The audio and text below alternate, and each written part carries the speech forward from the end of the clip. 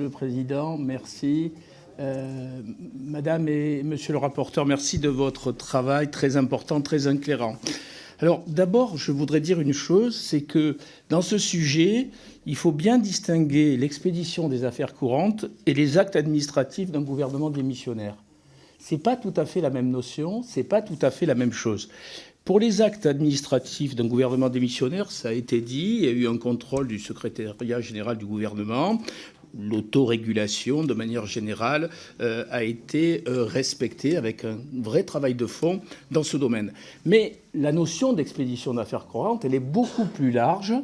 Elle n'est pas constitutionnelle sous la Ve République, et je vais faire un peu œuvre d'historien du droit, c'est mon métier. Juste un mot pour vous dire que cette notion existait sous la Troisième ou la Quatrième République, mais il y avait un Parlement. Il y avait un Parlement qui était en permanence réuni. Alors que là, nous avons eu une situation exceptionnelle.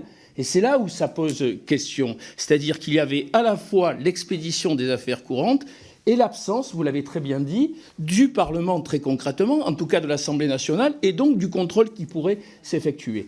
Autre élément, la longueur inédite. Ça a été dit plusieurs fois, mais cette longueur inédite a une conséquence. C'est que le provisoire dure, comme on disait autrefois. Et lorsque le provisoire dure, en fait, au fur et à mesure, l'expédition des affaires courantes prend une autre nature, parce que les événements, les décisions qui doivent être prises dans la période se bousculent, et petit à petit, on est amené effectivement à prendre des décisions qui, de moins en moins, en quelque sorte, vont relever du cadre classique des affaires courantes. C'est ce qui s'est passé dans la période, et c'est donc ici à interroger.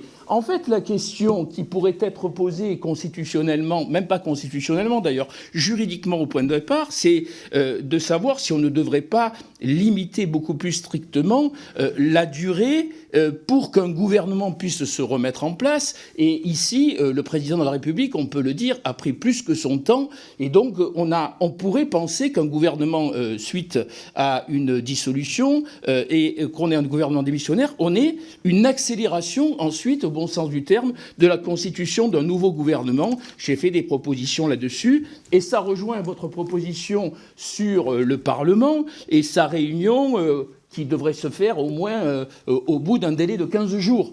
Je suis d'accord, pour moi, c'est même pas 15 jours, ça devrait être un peu plus restrictif, mais ça dépend des points de vue et de la faisabilité. Donc, c'est un point qui me semble très important. Mon cher Marc, vous aviez 2 minutes, voilà. nous en sommes à 3. Et sans faire de polémique, vous ne l'avez pas abordé, mais je me permets, Monsieur le Président. Sans faire de polémique et en concluant, par conséquent. En concluant, sans faire de polémique, là-dedans, il y a évidemment un autre sujet qui a été le sujet de ministres députés qui sont allés voter pour l'élection de la présidence de l'Assemblée nationale et qui, selon moi, continuent à poser un problème juridique et un problème de principe.